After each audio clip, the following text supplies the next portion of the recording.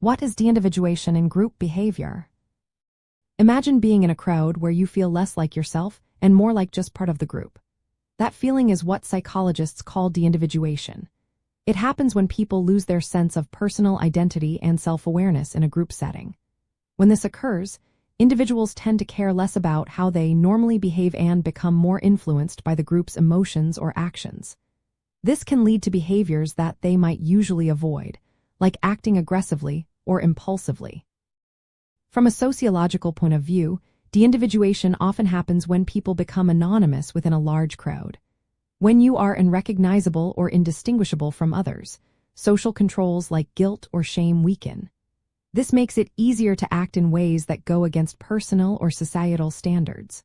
For example, in a mob, someone might loot or vandalize because they feel less responsible for their actions. But it's not always negative. Sometimes, deindividuation can lead to positive behaviors if the group promotes kindness or helpfulness. Several factors contribute to deindividuation. One is anonymity. When people can't be identified, they feel less accountable. Another is diffusion of responsibility.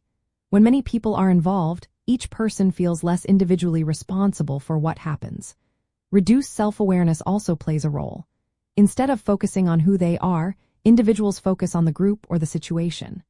Heightened emotional states like excitement or anger can also increase deindividuation.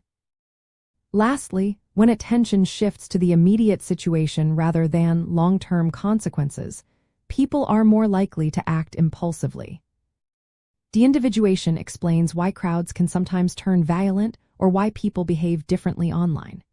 In digital spaces where anonymity is common, individuals might act in ways they normally wouldn't face-to-face.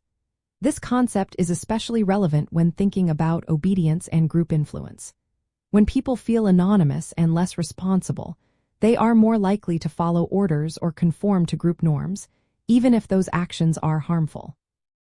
Understanding deindividuation shows how social context and group identity shape behavior. It highlights that people are influenced by their environment and the people around them. Whether in a crowd or on social media, how individuals act depends a lot on how much they feel connected to their personal identity versus the group.